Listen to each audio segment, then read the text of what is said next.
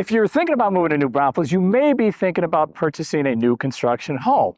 After all, over 30% of the homes that sell in New Braunfels are new construction, and a handful of those are custom homes, family wanting to build their forever home. So today, we're going to speak with a family who's been through that entire process so they can give us some practical advice if you plan on building new construction custom in New Braunfels.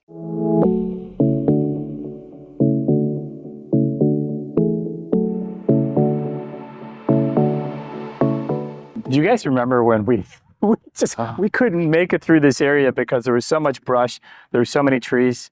I remember even before that, when you were here doing the video for us Oh, yeah. in California, watching it, and it was nothing but this. Yeah.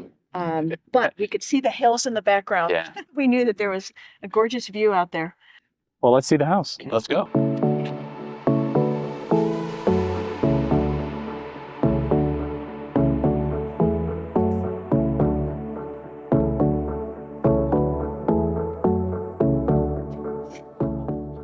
It never gets old No, it never. because it's new. But even when it gets older, it never Good gets point. old. Good. Wow.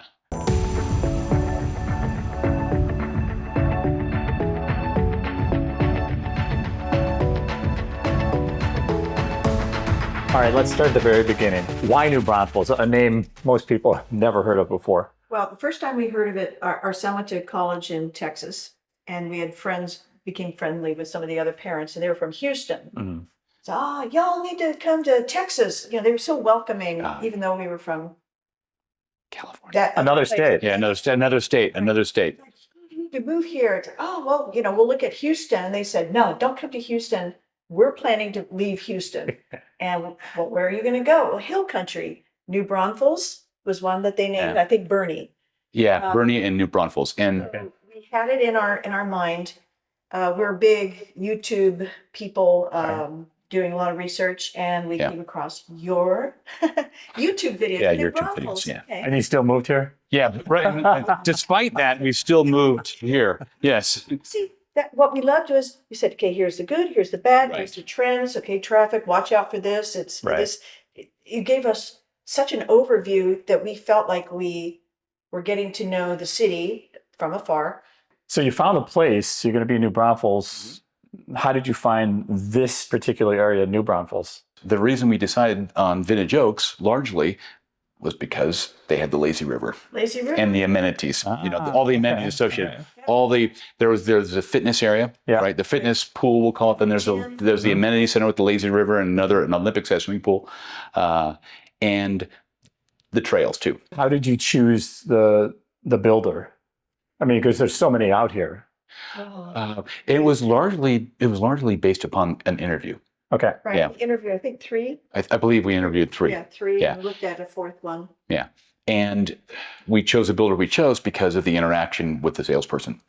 So once you guys got this process going, right? And then the next thing you know, we're sitting at the table with the architect, right? Right. How did you come up with your floor plan? Obviously, it's things that you said, Mary, that Ken wants and things that you want. So how did you come up with the floor plan? Specifics, we wanted the detached garage. We wanted, so certain things we wanted one story for sure, because we're Right. going to be Right. climbing more stairs as we Sure. go. Right. And we wanted a wing for the master. I wanted the outdoor kitchen area. Uh-huh. Kind of this open floor plan. How long did that process take designing, getting the floor plan right? We purchased the property Super Bowl Sunday. Yeah, Yes. Super Super Bowl Sunday. February 2021. 21. Yeah. Yeah. That's a good story. I think it was maybe November when we hammered out the last. Of course, different changes Sure. occur Right. along the way, but I think Yeah. it was November, so probably at least a full 6 months. Yeah. Okay. Yeah. But you had the luxury of time. Yes. So you're saying, you know what? Let's sleep on this. And then the next day, maybe wake up and say, it's okay to change your mind during this Yes. process, Right. right? Right. Okay. And then, And to be truthful, to a certain extent, depending on, again, the communication of the builder, and we had good communication with our builder, even if you change it afterwards, it'll cost you, but it can be done. yeah, after we get the floor plan set with the architect, we go to the design stage.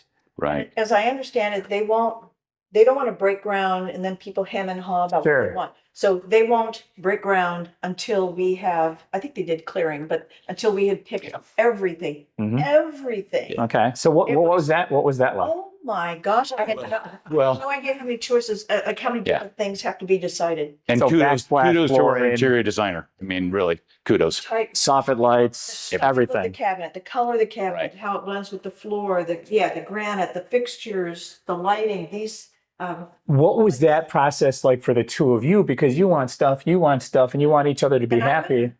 So you. I win. Okay, well, Yeah, that was yeah, easy, right? yeah, it was. So those 2 days, you basically picked all your features. Yes. What happened with the rest of the time all the way up until the pour in March? Is that what you're getting? Is that what you're asking? Or Yeah. why the gap between why the November? gap? Okay. Right, right. Weather. Weather. The weather. Christmas. Okay. It was that's right. Thanksgiving, Christmas, a lot of the trades. Right. Yeah. Slow period. Yeah, slow period. Right. It's vacation time. So if you want to plan on building your house in New Braunfels or in Texas for that matter, beginning in November, December, it's probably not going to happen. It'll be a very extremely slow It'll be start. much slower. Yeah. Plus, at the time, we were still in a kind of fast-moving market. Yes. It was, So- and there was the COVID, the lumber shortage. remember? Right, Oh, right. We were still involved in trade shortages, Yeah. home material shortages. So it was all of And that's vacation the time reason for for the everybody. gap. Now it's a little bit different story. Things are getting built faster. Right. Home materials are now more available Yeah. than they were. Like, Yeah. for example, windows. Right. Sure. Those are things you have to wait on anymore. Okay, so we're now ready to pour. You guys see the pour in March. What you're both here for that, obviously. Right. What did it become real at that point? It did.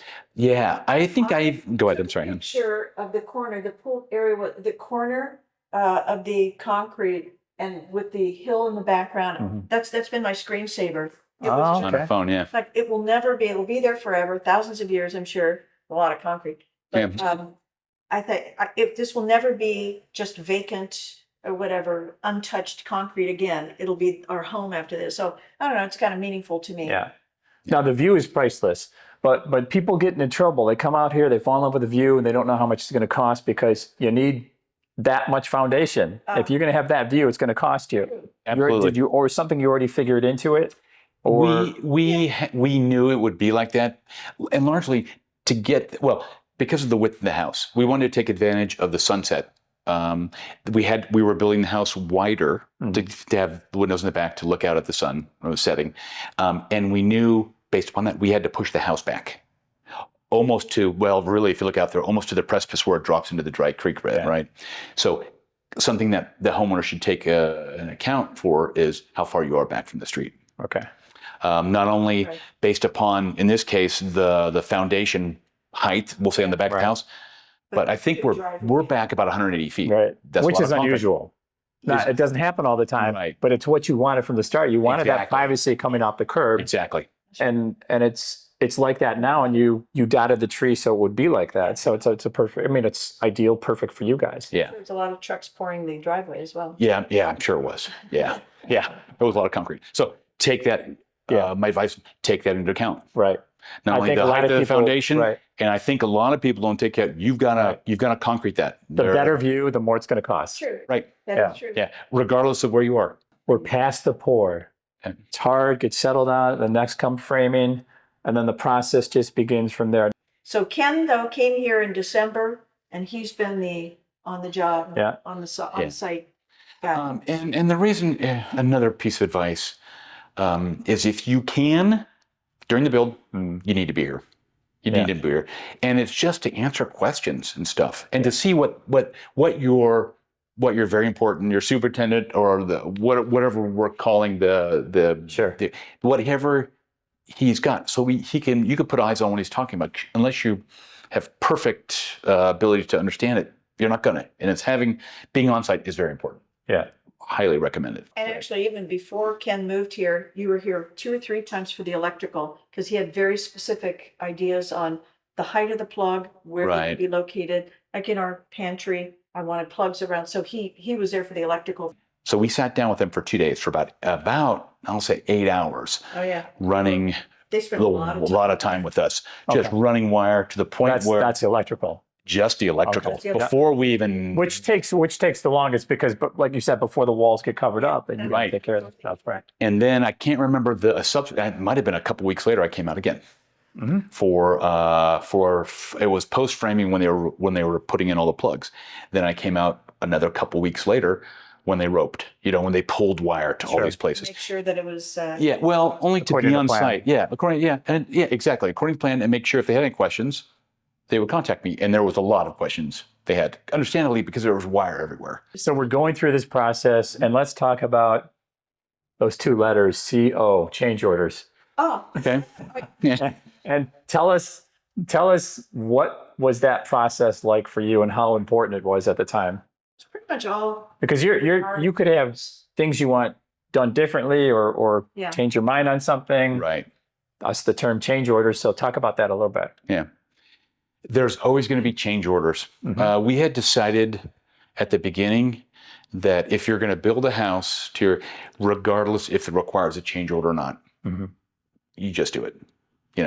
Now change orders cost you a little, some change order fees, but I've always said that, and you may have only said, are we going to live with this the way it is, the way we initially thought we would want it, and not have the change order fee and pay the money to have it done? So even during the process, you're changing your mind on things, right? Oh yeah. We get to a stage called framing stage, right? And then we do the inspection, which was also important. So we hand that to the builder, and the builder punches those items out, term they use, repairs the requested items. Right. And then we go on, basically it's a race. It's all kind of downhill from there.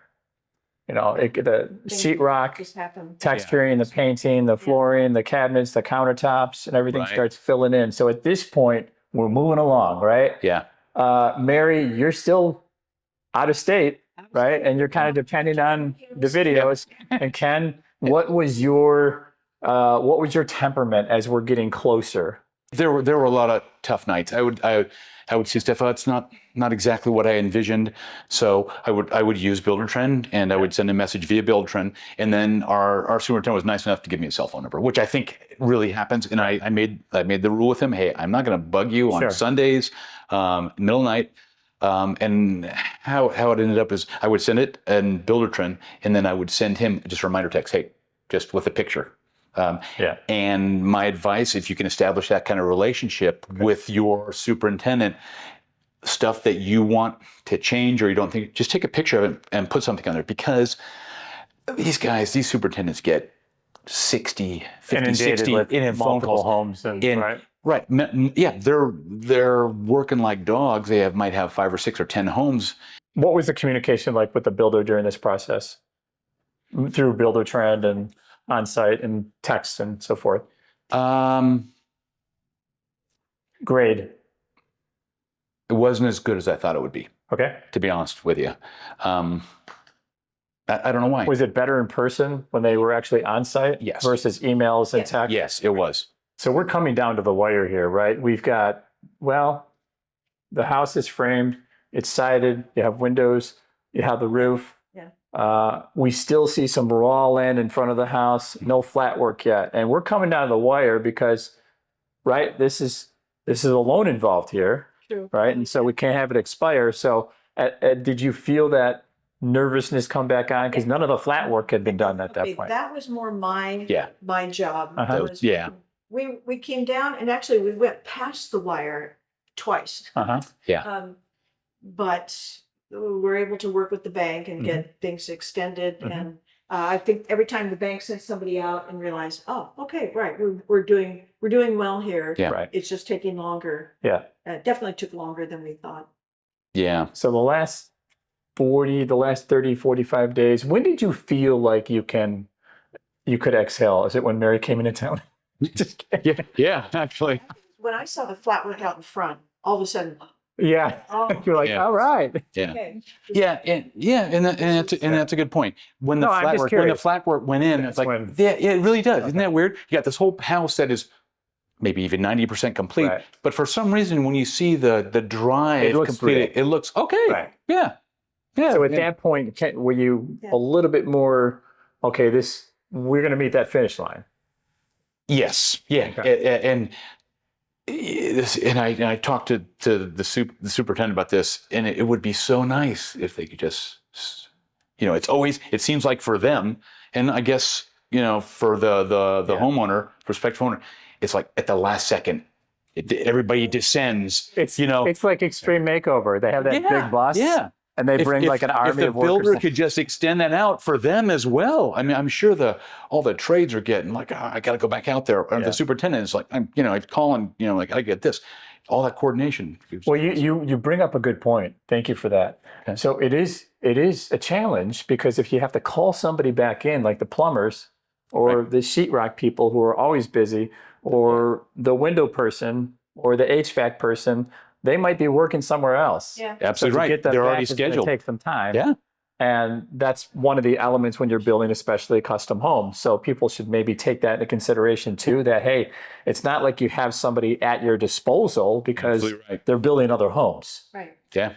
What is the feeling now? You're standing in a spot where, man, you've been through so many times. There's dust and dirt and it wasn't complete. But to be standing here under the lights in your dream house, in your rest of the life house, what's the feeling like?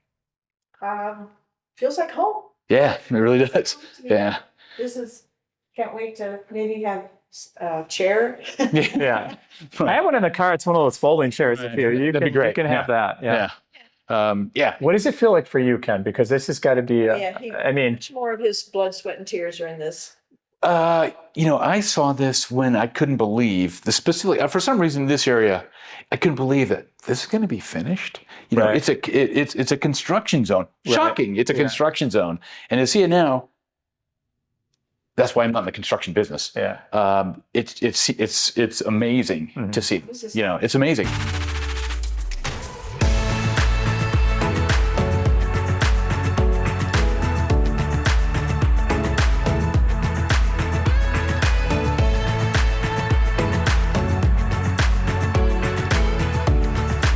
There's good sound advice from real people, an actual family who built new construction here in New Braunfels.